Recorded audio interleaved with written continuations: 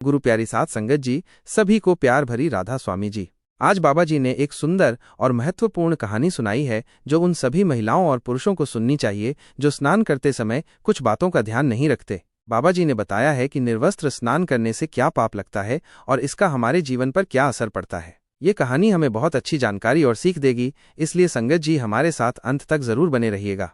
गंगा स्नान और सच्ची श्रद्धा की कहानी। एक समय की बात है, भगवान विष्णु और लक्ष्मी माता हरिद्वार में घूम रहे थे। लक्ष्मी माता ने देखा कि सभी मनुष्य गंगा में नहा नहाकर हर हर गंगे कहते चले जा रहे हैं, परंतु सभी दुखी और परेशान हैं। प्रिय दर्शकों, अगर आप ये कहानी सुन रहे हैं तो पूरा सुनिए, क्योंकि आधा अधूरा ज्ञान किसी विष के समान होता है। इसके अलावा जो भी भक्त इस वीडियो को लाइक करें और चैनल को सब्सक्राइब करके कमेंट में जय लक्ष्मी नारायण लिखें, उनके घर में धन की कभी कोई कमी न रहे तथा उनका घर हमेशा धन से भरा रहे। जब माता लक्ष्मी ने ये देखा तो उन्हें बहुत आश्चर्य हुआ और उन्होंने भगवान विष्णु से पूछा, हे प्रभु, गंगा में इतनी बार स्नान करने पर भी इनके पाप और दुखों का नाश क्यों नहीं हुआ? क्या गंगा में अब कलयुग के कारण सत्यता नहीं रही? भगवान विष्णु ने मुस्कुराते हुए कहा, हे देवी लक्ष्मी, गंगा में तो वही सामर्थ्य है, परंतु इन लोगों ने पापनाशिनी गंगा में स्नान ही नहीं किया, तो फिर इन्हें लाभ कैसे हो? तब माँ लक्ष्मी ने आश्चर्य से कहा, हे प्रभु, स्नान कैसे नहीं किया? सभी तो गंगा नहाकर जा रहे हैं और अभी तक इनके शरीर भी नहीं सूखे हैं। तब भगवान विष्णु ने कहा, ये लोग तो केवल गंगा जल में डुबकी लगाकर आ रहे हैं। हे देवी, मैं तुम्हें कल इसका रहस्य समझाऊंगा। ऐसा कहकर वे दोनों ही अंतर्ध्यान हो जाते हैं। वहीं दूसरे दिन अचानक से बहुत जोरों की बरसात होने लगी। सभी गलियां कीचड़ से भर गईं। एक चौड़े रास्ते में एक गहरा गड्ढा था जिसमें चारों ओर से कीचड़ भर रहा था। तभी भगवान विष्णु ने लीला से एक ब्राह्मण का वृद्ध रूप धारण कर लिया और किसी विवश की तरह गड्ढे में जाकर ऐसे पड़ गए, मानो कि जैसे कोई मनुष्य चलते चलते गड्ढे में गिर पड़ा हो और निकलने की चेष्टा करने पर भी न निकल पा रहा हो।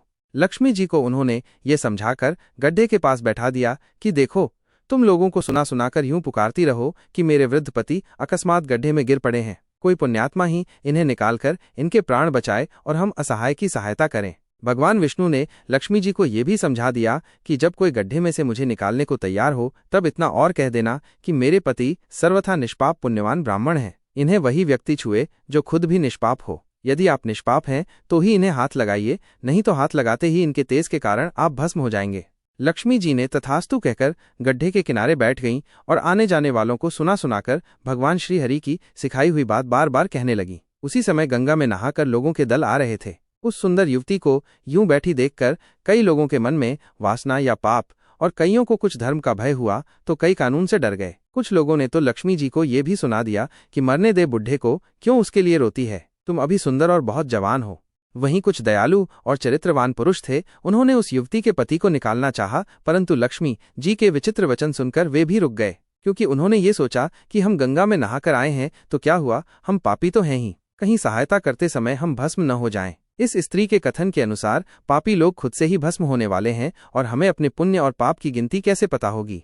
मित्रों, किसी का भी साहस नहीं हुआ। सैकड़ों आए, सैकड़ों ने पूछा और बस चले गए।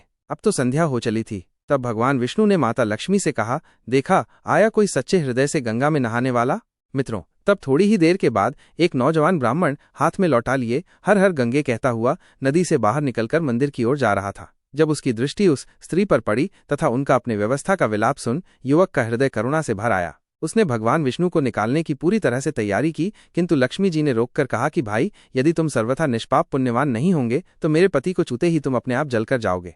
मित्रों, उस युवक ने उसी समय बिना किसी संकोच के दृढ़ निश्चय के साथ लक्ष्मी जी से कहा, हे माता, मेरे निष्पाप तथा पुण्यवान होने में आपको संदेह क्यों होता है? आप देखती नहीं कि मैं अभी अभी गंगा जी में पुण्य स्नान करते हुए नहाकर आया हूँ। भला पापनाशिनी परम तेजस्वी गंगा मैया में गोता लगाने के बाद भी कभी पाप रहता है? हे देवी, मैं अभी आपके पति को इस पीड़ा से मुक्त कर इस दुर्गंध से बाहर निकालता हूँ, कृपया आप मेरा विश्वास करें।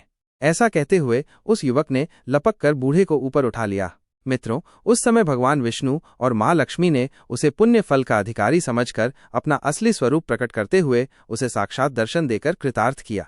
मित्रों, वहीं भगवान विष्णु जी ने माता लक्ष्मी से कहा, हे लक्ष्मी, इतने सारे लोगों में से केवल इस एक युवक ब्राह्मण ने ही गंगा स्नान किया है। हे देवी, इसी दृष्टांत के अनुसार जो लोग बिना श्रद्धा और विश्वास के केवल दंभ के लिए गंगा स्नान करते हैं, उन्हें वास्तविकता में कोई भी फल नहीं मिलता। परंतु इसका ये मतलब नहीं कि गंगा स्नान व्यर्थ जाता है। गंगा स्नान का बहुत पुण्य भी है।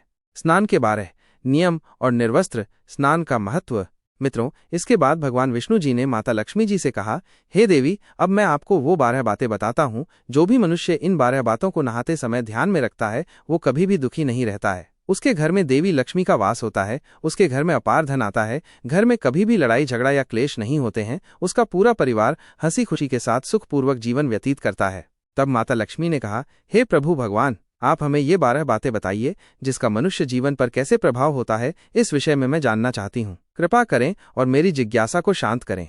मित्रों, इसके बाद भगवान विष्णु उन बातों को बताना शुरू कर देते हैं और माता लक्ष्मी बहुत ध्यान से सुनने लगती हैं। प्रिय, ये 12 बातें आप लोग भी बिल्कुल ध्यान से सुनना। इसके बाद भगवान विष्णु कहते हैं, हे प्रिय, ये 12 बातें बताने के बाद मैं आपको एक बात और बताऊंगा। जो औरतें कपड़े खोलकर स्नान करती हैं उनके लिए ये बात बहुत ही महत्वपूर्ण है। तो हे लक्ष्मी, आप इस बात को बहुत ही ध्यान से सुनना। तभी विष्णु जी अपनी वाणी को शुरू कर और बताने लगते हैं। 1. प्रतिदिन स्नान करने से शरीर निरोगी रहता है तथा मन प्रसन्न रहता है। स्नान से चेहरे की कांति और शारीरिक आकर्षण में भी बढ़ोतरी होती है। अगर इस नित्य कर्म के दौरान कुछ विशेष बातों का ध्यान रखा जाए तो आध्यात्मिकता से भी ज्यादा लाभ पाया जा सकता है। 2. पूजा पाठ के लिए शुद्धि। स्नान करने के बाद शुद्ध होकर पूजा पाठ आदि सारे काम करने के योग्य बनते हैं, इसलिए सुबह को ही स्नान कर लेना चाहिए। 3. 7 गुणों की प्राप्ति।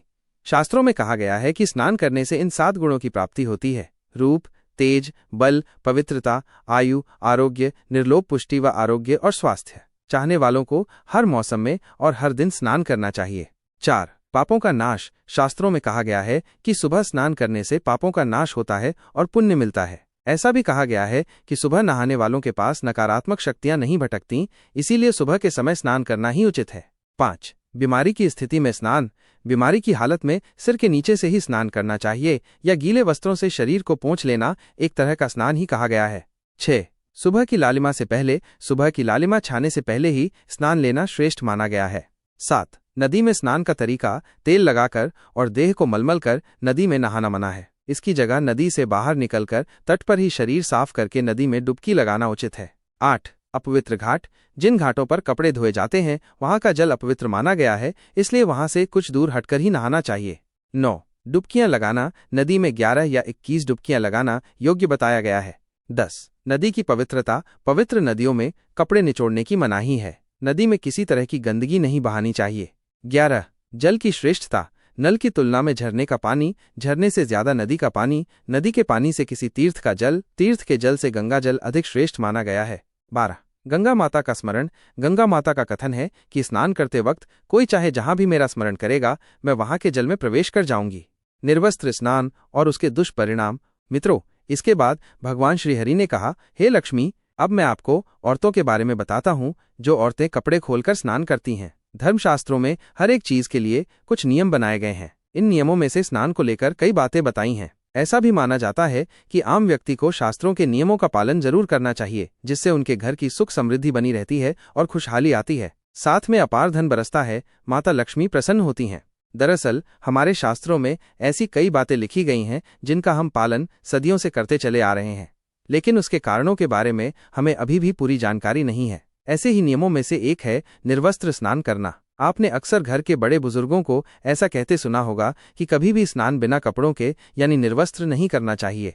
अगर हम पौराणिक कथाओं की बात करें तो निर्वस्त्र स्नान की मनाही का एक सबसे बड़ा कारण भगवान श्री कृष्ण जी के समय से जुड़ा है। पौराणिक कथाओं के अनुसार एक बार जब गोपिकाएं सरोवर में स्नान कर रही थीं और वे निर्वस्त्र थीं, तब बाल कृष्ण ने गोपियों के सभी वस्त्र छिपा दिए। जब गोपियों ने अपने वस्त्र वापस लेने की प्रार्थना की, तब कृष्ण जी ने उन्हें समझाया कि कहीं भी निर्वस्त्र स्नान नहीं करना चाहिए। इससे जल के देवता वरुण का अपमान होता है, इसलिए आपको निर्वस्त्र स्नान न करने की सलाह दी जाती है। श्रीमद् भागवत पुराण के 10वें अध्याय के 10वें स्कंध में एक कथा है। कुबेर के दोनों पुत्र नलकुबर और मणिग्रीव भगवान के सेवक बन गए थे। धनवान होने के साथ ही साथ भगवान शिव की कृपा प्राप्ति के कारण दोनों घमंडी हो गए थे। अपने धन वैभव के अहंकार में एक दिन दोनों मंदाकिनी नदी के तट पर अप्सराओं के साथ मदिरा पीकर जल क्रीड़ा कर रहे थे। संयोगवश उस समय कहीं से भ्रमण करते हुए नारद मुनि वहां आ गए। नारद मुनि को देखकर अप्सराओं ने शाप के भय से जल्दी जल्दी वस्त्र धारण कर लिए। अप्सराओं ने हाथ जोड़कर नारद मुनि का अभिवादन किया, लेकिन कुबेर के पुत्रों ने नारद मुनि की ओर ध्यान तक नहीं दिया और निर्वस्त्र जल क्रीड़ा करते रहे। कुबेर के पुत्रों का ऐसा आचरण देखकर नारद मुनि क्रोधित हो गए और उन्हें शाप दे दिया। नारद मुनि ने कहा कि अहंकार के कारण तुम दोनों का व्यवहार जड़ के समान हो गया है, इसलिए तुम लोग वृक्ष बन जाओ। 100 वर्षों के बाद जब भगवान श्री कृष्ण का अवतार होगा तो वो तुम्हें शाप मुक्त करेंगे। नारद मुनि के शाप से नलकुबर और मणिग्रीव अर्जुन वृक्ष बन गए। इन दोनों वृक्षों के बीच से कृष्ण निकल गए, लेकिन ओखली बीच में अटक गई। श्री कृष्ण ने कुछ जोर लगाया तो दोनों वृक्ष भूमि से उखड़ गए और उनकी जगह 2 युवक प्रकट हो गए। शाप मुक्त होकर नलकुबर और मणिग्रीव अपने स्थान को लौट गए।